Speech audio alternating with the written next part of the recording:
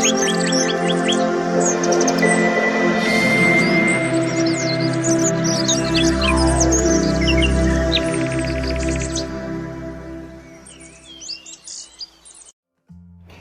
friends, hope you're all doing well. Once again I'm back for one more inspirational and interesting video. I'm sure you are all doing across the week wonderful and you've been all living a positive and enriched life. So as promised, I'm back once again for a weekend dose for a spiritual and a blissful video for you. Many a times I come across people who often ask me this question, that how one can live happily or how one can live blissfully. I often tell them that the secret to live happy is remaining calm and being content in your own self.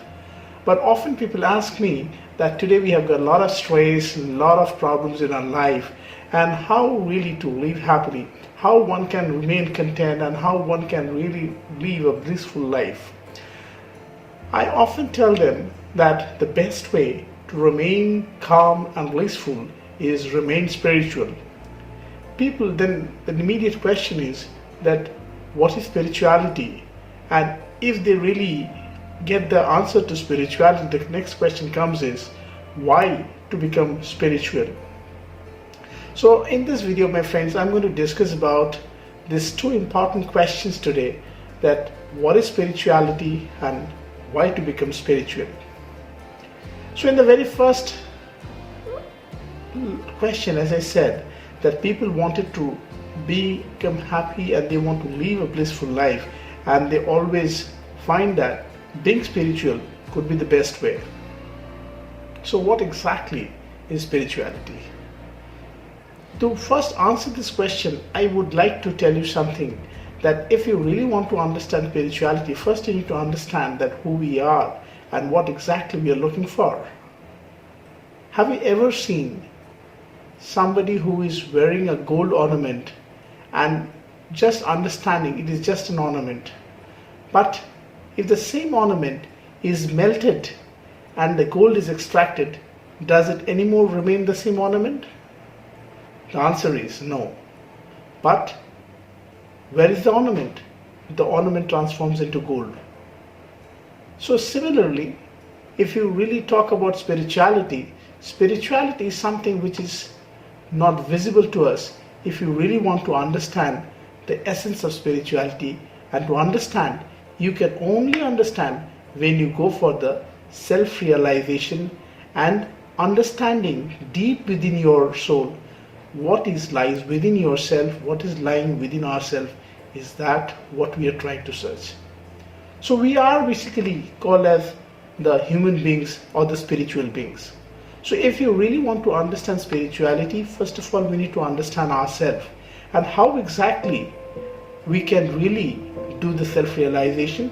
Then only we can understand. Spirituality is a bigger existence than the meaning of I or we.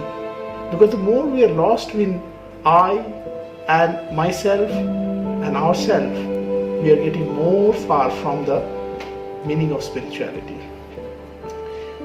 Today, when we are actually running after this materialistic comfort, we are looking for this small happiness in every corner of our life, we actually forget that our purpose of our life is to seek love, because the main nature of spirit is to search for love, the pursuit for love.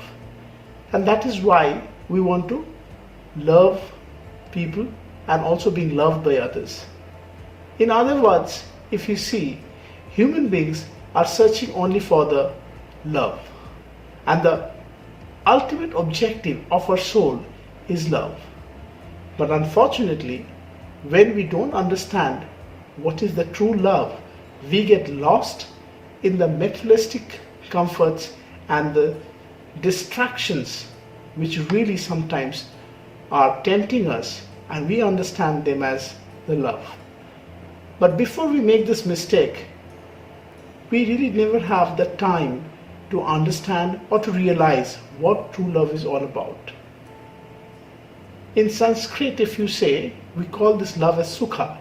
So we are looking for this sukha, which is actually nothing but just a mirage. We just keep running behind the illusion of love. And that is why the materialistic objectives which you often attain are just temporary. A love between two human beings can be temporary, but a love between the soul and the eternal power is ultimate, which is everlasting, and that is why which we call as bhakti. But for most of us who basically doesn't believe that these are just mere psychological factors, which are just some illusive factors, and hardly they believe in all these things, they say that these are nothing but some religious concept. Let me tell you today that the more we try to turn ourselves from these things, the more we try to say that these are just some concepts, we have to delve deeper and understand that these are actually the ways. These are the ways of gateless destination where it leads to self-realization. In order to understand the concept of spirituality, one needs to follow certain practices and rituals which could be the religion. But spiritualism is beyond religion. It is beyond these boundaries. And if you really want to understand spirituality, you should start the practice within yourself, understanding yourself, your nature, your behavior, and then slowly try to understand that how you can understand the objective to remain peaceful, how you can really find the truth within yourself, why exactly you are here, what exactly is the meaning of your existence, because it will immediately make you realize that your existence is beyond this cosmos, beyond this entire universe. You are a part of this divine universe, and the divinity which is there within yourself is going to make you feel that why exactly you are here. Now coming down to my next question, that why we should be spiritual. Many a times people think that there are a lot of different therapies nowadays, like yoga therapy, naturopathy, okay, and there are like different ways of techniques through which one can distress the mind. So spiritualism is also a way how we can get the shortcut to success. But let me remind you that spiritualism is just not a kind of modality, or it's just a way or a therapy. It is rather a journey for the ultimate within yourself, to know yourself, that who you are and why you are here. Most of the time we are often mistaken by the self-imposed objections and the barriers which we raise ourselves. We often keep some distance from our own objectives, and we end up getting confused. These days, if you see in the materialistic world, people are often suffering from stress. They are often complaining that we have emotional breakdown.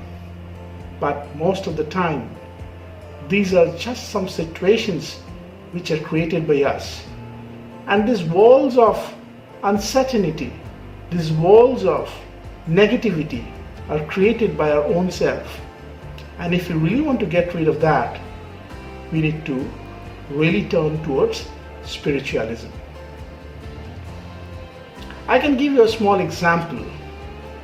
When we are traveling in a car, we are always trying to reach a particular destination. We are able to reach a particular destination within a given point of time, and we are very sure that we'll be able to make it. And we really prefer the car because it can protect us and it can also take us to the destination. Similarly, in the journey of spiritualism, we also have to ride a car. But this car, it's just not a mechanical car, but rather an acronym. Here, the C stands for changing yourself, changing the situation which are really causing you to stress, changing the factors which really make you feel negative, changing those emotions which really are selfish, which always derives aggression and selfishness. And try to change those emotions with some positive emotions which are selfless, which can really make you feel more calm and peaceful. So the first thing which you can do is, my friend, try to change the scenario which really drives you selfish. Change your ego. Then you'll start feeling calm. Because when you are thinking more of your ego and you're listening to that inner talk in your mind, it is always making you feel that you are the bigger one and nobody can be bigger than you. That is what the ego is actually turning you down. And that is where you have to change your ego, change those scenarios which always turns you towards negativity, turns you towards stress. And the second A, which is A of car, it stands for acceptance. Spirituality is all about accepting. There are many things in life, my friends, which we have to accept.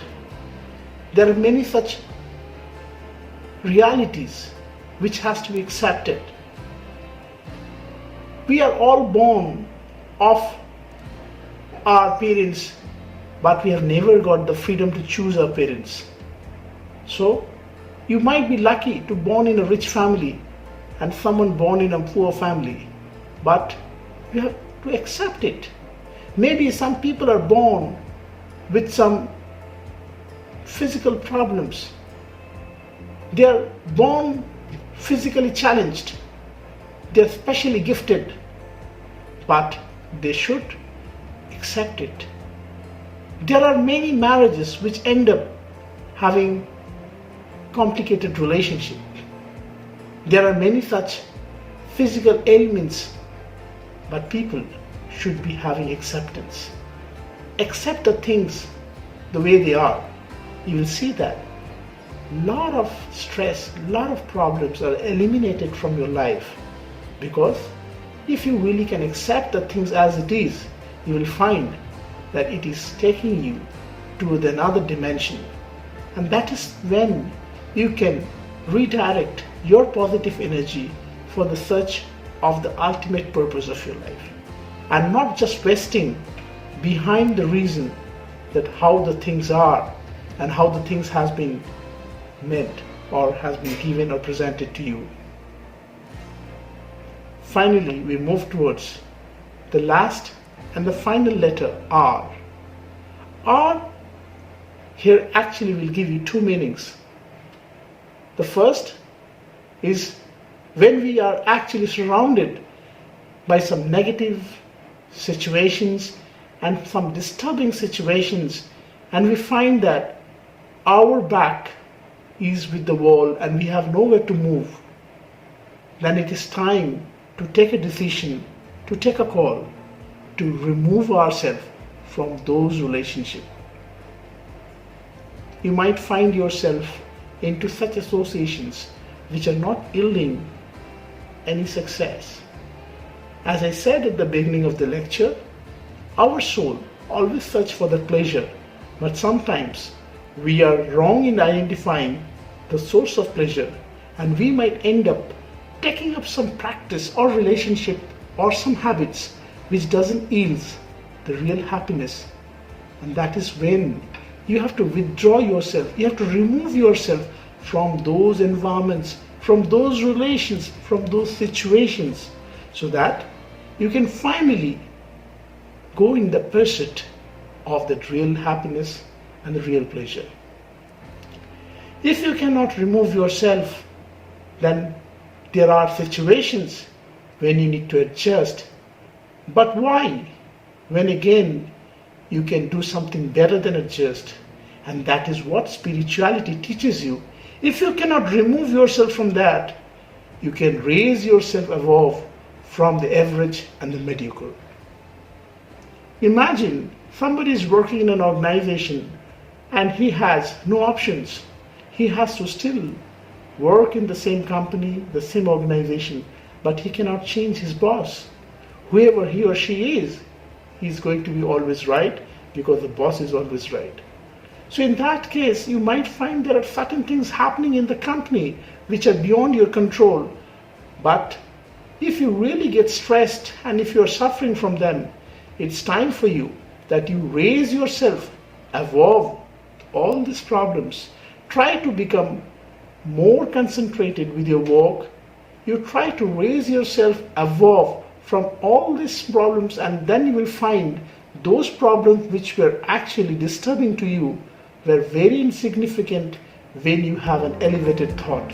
When you really start taking an aerial view, you'll find that those problems are much smaller to you. Have you ever seen when you have gone for a flight? From the flight, when you really look down, you will see the things which are there in the ground becomes very smaller as the flight goes off.